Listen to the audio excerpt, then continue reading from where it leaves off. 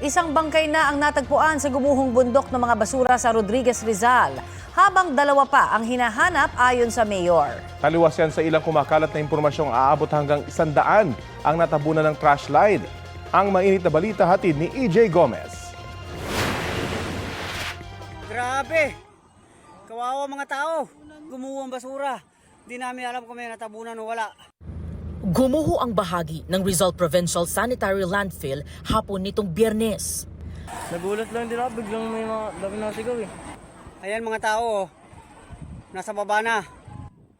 Ayon sa tagapagsalita at legal representative ng International Solid Waste Integrated Management Specialist Incorporated na may-ari at operator ng provincial landfill, nangyari ang pagguho sa Phase 5. 3 bulldozer daw ng landfill ang bumagsak kasabay ng pagguho ng mga basura. So far, yung mga operators naman noon, intact, nagkaroon lang naman sila ng slight injuries and meron na silang approval from the physician na pwede na sila mag-return to work anytime.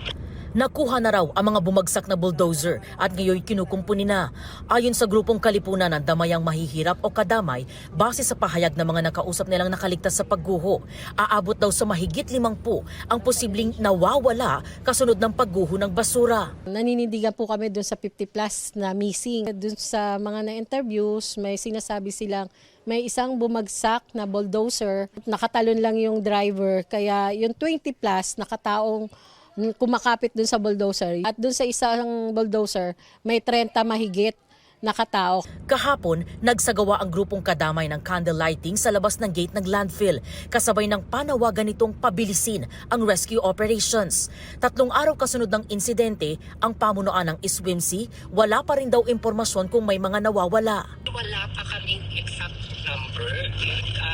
Ito yung actually verify namin with the LGU. Kasi pamilyang naghahanap sa LGU ng mga tao. Yung reported na 3 missing, meron na tayong isa na na-retrieve at nakuha na rin ng pamilya. Kaya yung 50 na or 100, that is exaggerated naman yung number na yun. It is not official na report. Hindi raw ito ang unang beses na gumuho ang gabundok ng mga basura sa Rizal Provincial Sanitary Landfill, ayon sa Kadamay base sa kwento ng mga empleyado ng landfill. Sa datos na nakuha namin, pang-anim na ito eh. May nagsasabi ma'am mula 2010, 2015, 2016, 2018, may 2023, tapos yung ngayon.